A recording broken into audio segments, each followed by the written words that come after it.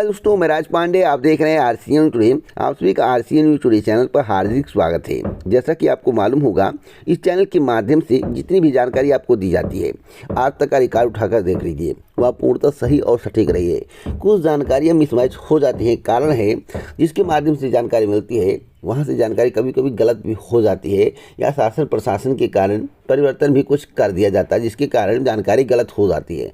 अन्यथा सभी जानकारियाँ हमेशा सही होती है। मैं आपको बताना चाहता हूँ, बैंक में भर्ती आई हुई है। सीईटी विज्ञापन को लेकर असमंजस की स्थिति बनी हुई है। टीजीटी परीक्षा कब होगी, देरी क्यों, भर्ती परीक्षा पर चयन बहुमान और विद्यालय में लिपिक की भर्ती को लेकर, असिस्टेंट प्रोफेसर भर्ती को लेकर और नई भर्ती को लेकर इत्यादि विषयों पर महत्वपूर्ण जानकारी मैं आपको देने वाला हूँ। वीडियो को अंत तक देखिएगा, जिससे आपको पूरी जानकारी मिल सके। उससे पहले आप सभी के लिए एक महत्वपूर्ण सूचना, अगर आप किसी भी गवर्नमेंट जॉब की तैयारी कर रहे हैं, लंबे समय से तैयारी कर रहे हैं, आपका सिलेक्शन नहीं हो पा रहा है, या अभी तैयारी करना शुरू किए हैं, आप सिलेक्शन चाहते हैं, तो आपके लिए टेक्स्ट बुक की तरफ से ज़बरदस्त टेस्ट सीट तैयार करवाया गया है। इस टेस्ट सीट के माध्यम से आप अपने नंबर को इंक्रीज कर पाएंगे। आप किसी भी परीक्षा में बैठे हों, आपके 60 नंबर आए हों, अगर आप टेक्स्ट बुक के टेस्ट सीट के माध्यम से तैयारी करते हैं तो आपके 65 से 70 नंबर हो जाएंगे, यानी कि 5 से 10 नंबर इंक्रीज हो जाएंगे।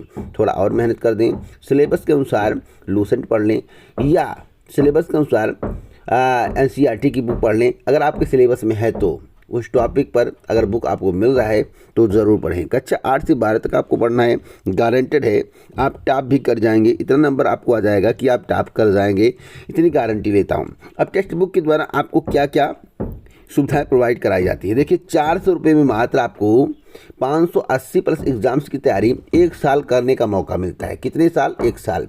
और 400 रुपये में कोई भी कोचिंग संस्थान आपको 1 साल तैयारी का मौका नहीं देगा, इतना मैं गारंटी के साथ कहता हूँ। 400 में आपको तभी मिलेगा जब आप आरसीएन कूपन कोड का यूज करेंगे। आरसीएन कूपन कोड का यूज करेंगे तो 400 रुपये में आपको मिल जाएगा भारी डिस्काउंट के साथ। 45,000 प्लस मॉक टेस्ट आपको देखने को मिलेगा।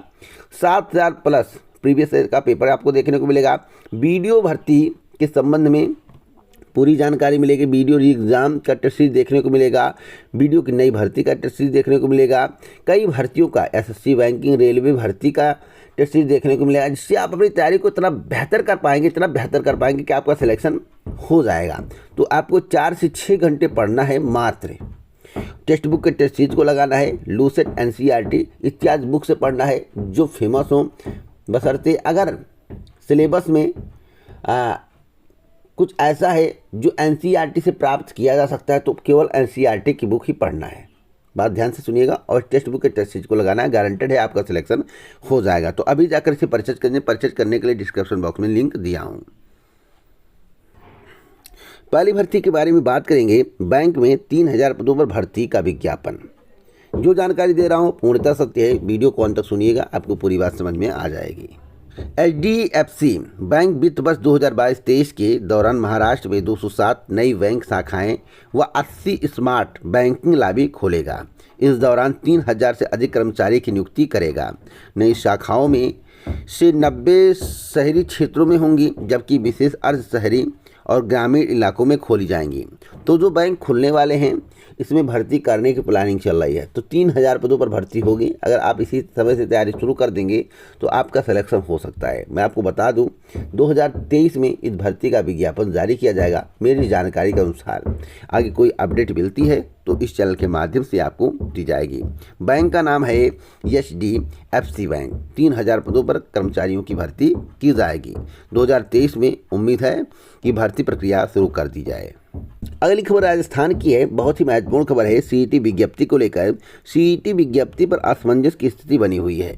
राजस्थान कर्मचारी चयन बोर्ड की ओर से समान पात्रता परीक्षा यानी कि सीईटी दिसंबर में प्रस्तावित कर दी गई है, लेकिन अभी तक विज्ञप्ति जारी नहीं की गई है। इससे अभ्यर्थी असमंजस में है। राजस्थान युवा बेरोजगार महासंघ प्रदेश अध्यक्ष राधे मीणा ने विज्ञप्ति जारी करने की मांग की है। मीणा ने बताया है कि राजस्थान में पहली बार स्नातक और 12वीं स्तर की कई भर्तियों में सामान्य पात्रता परीक्षा यानी कि सीईटी का पैटर्न लागू किया गया है। इसके जरिए हजारों पदों पर नई भर्तियां प्रस्तावित हैं। राजस्थान कर्मचारी चयन बोर्ड ने सभी विभागों से भर्तियों की सूचना मांगी है। सीईटी के माध्यम से होने वाली कई भर्तियों की अभ्यर्थनाएं बोर्ड को मिल चुकी हैं, जबकि जबकि कुछ पदों की अभ्यर्थनाओं का इंतजार है। इनमें बड़ी भर्तियां एलडीसी और कांस्टेबल की भी हैं। बोर्ड ने दिसंबर में परीक्षा कराने की घोषणा की है, यानी कि कांस्टेबल और एलडीसी की भर्ती आने वाली है सीईटी के माध्यम से। तो आप लोग तैयार हो जाए, जमकर तैयारी करें। विज्ञप्ति आपको सितंबर के दूसरे सप्ताह में देखने को मिल जाएगी। कितनी खबर टीजीटी पीटी भर्ती को लेकर है। टीजीटी पीटी परीक्षा में इतना विलंब क्यों हो रहा है, भर्ती परीक्षा पर चयन बोर्ड मौन क्यों है, पूरी जानकारी मैं विस्तार से दूंगा। 100% ऑथेंटिक वीडियो को देखते रहिए। एक और सरकार का जोर तेजी से भर्ती प्रक्रिया को पूरा करने में है, तो वहीं उत्तर प्रदेश माध्यमिक शिक्षा सेवा चयन बोर्ड हाथ पर हाथ धरे बैठा हुआ है। सदस्यों के सभी 10 पद रिक्त होने के कारण प्रदेश के 4500 से अधिक सहायता प्राप्त माध्यमिक स्कूलों में शिक्षकों और प्रधानाचार्यों की भर्ती नहीं हो पा रही है। मैं आपको बताना चाहता हूं कि प्रधानाचार्य भर्ती 2013 की सारी विधिक अड़चनें दूर होने के बावजूद सदस्यों की कमी के कारण परिणाम घोषित नहीं हो पा रहा है।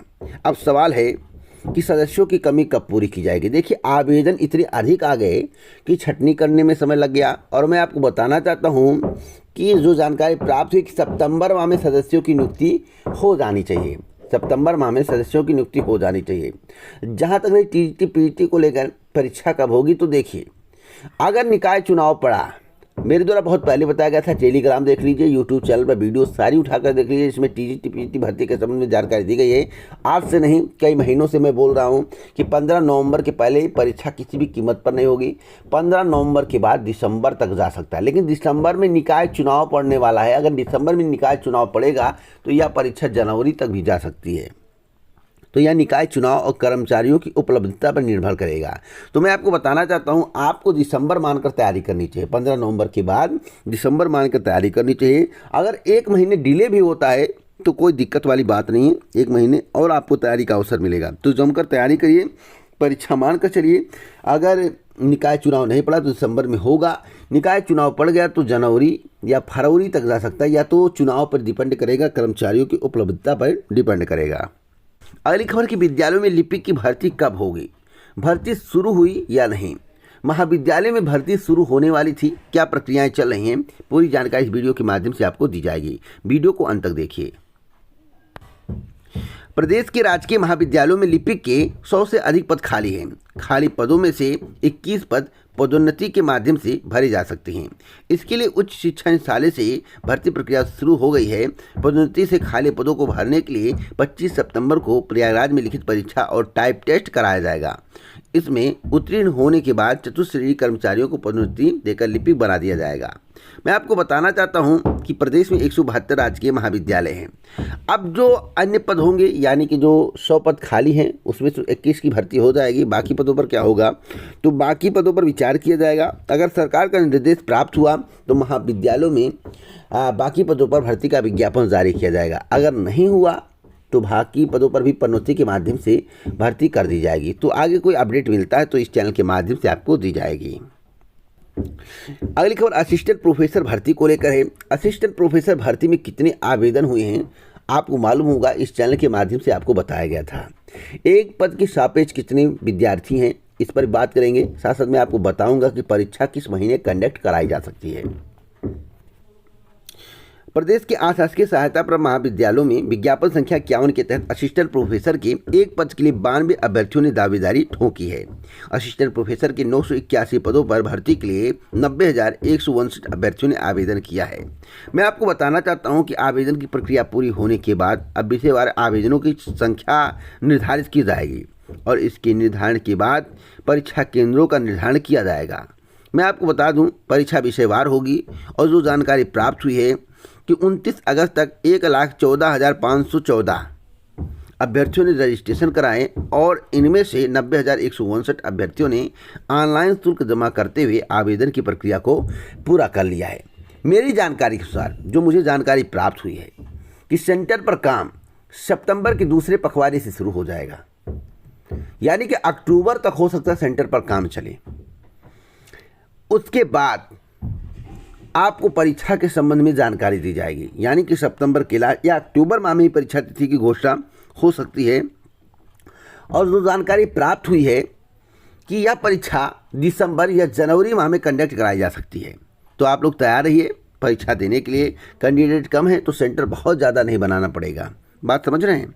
अभी आवेदनों की छंटनी होगी, उसके बाद आगे सेंटर पर काम शुरू होगा। तो कुल मिलाकर दिसंबर या जनवरी माह में आपकी परीक्षा हो सकती है।